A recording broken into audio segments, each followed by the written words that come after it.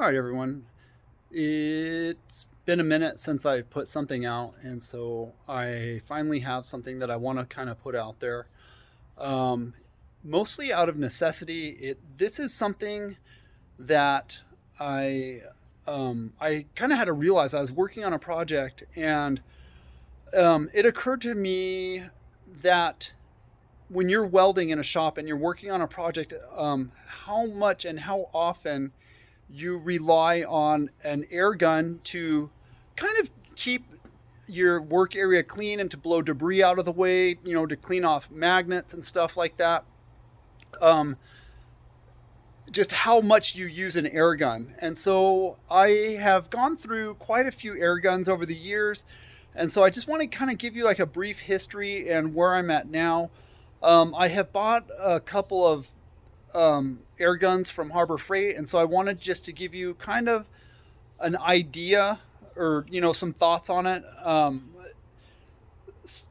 Because it's going to be kind of difficult to prove a theory, but I just thought I'm at a place where I could kind of give a good demonstration of these air guns that I have. So let me give you guys turned around and I'll show you what I got and do some explaining, and then we'll just do a really kind of juvenile demonstration, for lack of a better word. Anyways, also, I'm not going to be using a stand in this video, so it might be kind of shaky. And also, I'm a welder. I'm not a cameraman, so just please be patient with me. Sit tight. All right, you guys, these are the blowguns that I started out with when I bought my very first air compressor, probably when I was about 16 or 18 in the early 90s. So these air guns are conservatively about 30 years old. There was a tool store in the San Fernando Valley. I don't know if you know how many of you guys are in California or might be familiar with the San Fernando Valley. There was a city called Burbank. I grew up there. There was a guy or a friend of mine who had a tool store, and it was called Payless Tools. And I kind of worked there and hung out there part-time as a kid, and it was awesome. The owner, Philip, I love you forever wherever you are. He would let me take stuff home. He was the type of guy where he was adamant. He said, just don't ever steal anything from me. If you want something, ask me for it and I'll give it to you. And so I was like, okay. And so that worked out really well for both of us. Well, that, and I couldn't live with myself if I ever stole anything anyways.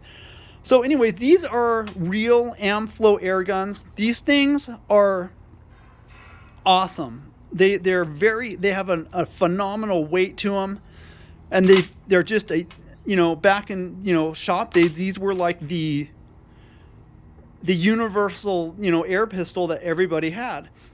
And then so for some reason I wound up I keep this one on my welding trailer, on my toolbox in my trailer, and this is a Husky from Home Depot, and you can see it's almost like they took the dies and sent it off to China because it's cheaper to make it there and put some good hardworking Americans out of work. But hey, that's why we love Home Depot. Anyways, so I keep this one on my welding rig all the time, and I just pulled it out for the sake of making a video. And then something happened where I needed a long reach air gun. As you can see, I never finished unwrapping it, and that usually means there is something catastrophically wrong with it, or it just performed very underwhelmingly. It's just none of the threads line up. It's just really, really chintzy. I would not recommend it. And that's all I'm going to say. So I went back to Harbor Freight and I bought kind of the one that's a step up from this, which is, it's, their Merlin brand. And I was really impressed with it. I keep an extra one in my my rig box, my field welding box. And then this is the one that I just use daily in my shop. And so what I wanted to do was just kind of show you guys the difference between all of these air guns. And so what I have over here is a pile of leaves, because it's that time of year where my trees are shedding. And so I just thought it would be an ideal way just to do a case in point video about blowguns. So I'm going to do this by hand, so it's going to be shaky, and I'm sorry. All right, so I have the amp flow plugged in, and then also if my air compressor kicks on, it's going to be really loud. So I'm trying to do this left-handed. So here we go.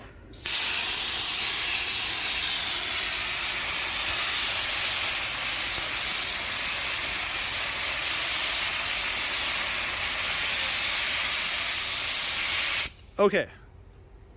It does okay. So let's move on to the Husky one. All right, I have kind of the blank generic Husky one. Let's see how it does.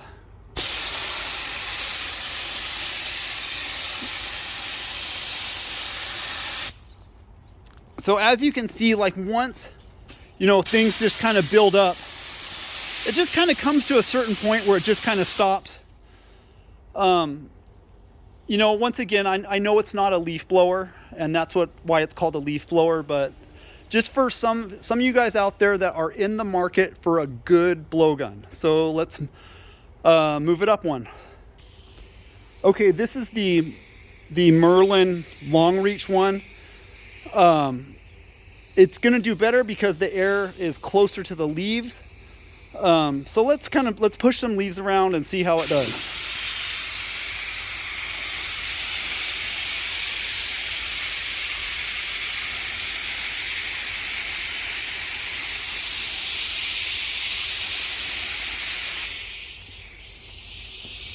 Again, I apologize for my camera work.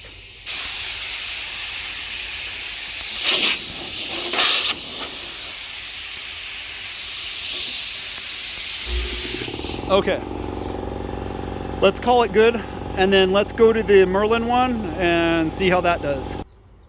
Okay, so here is the Merlin one.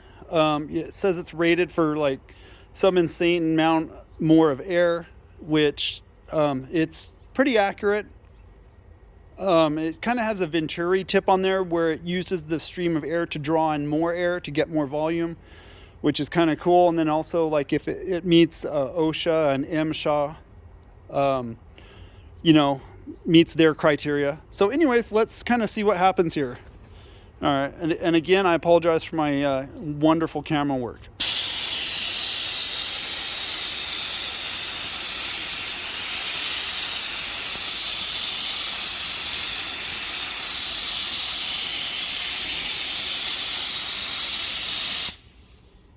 Okay, that was awesome. I hope you guys get the point. If you're out there shopping for a blowgun, I hope this was very helpful. Hold on. Anyways, also I was running my pressure at 120 pounds, which I think is kind of a standard shop pressure for a lot of shops out there. Everybody runs their machines at 120 pounds. Anyways, thank you again for joining me. Please like, comment, and subscribe. Anyways, have an awesome holiday season. Be blessed. And another thing too, kind of an afterthought here, is if you guys are in a position, I always like to buy, a little bit extra of things when I'm at the store, just to kind of have a surplus of tools or abrasives or welding supplies that I might need, just because of uncertainty and stuff like that. And I'm not a prepper guy, but I like the idea of it. So I just want to encourage you guys, just stock up on welding supplies if you can. It helps. It's just peace of mind. That's all I'm saying. Anyways, thank you again, and I'll see you on the next one. Be blessed.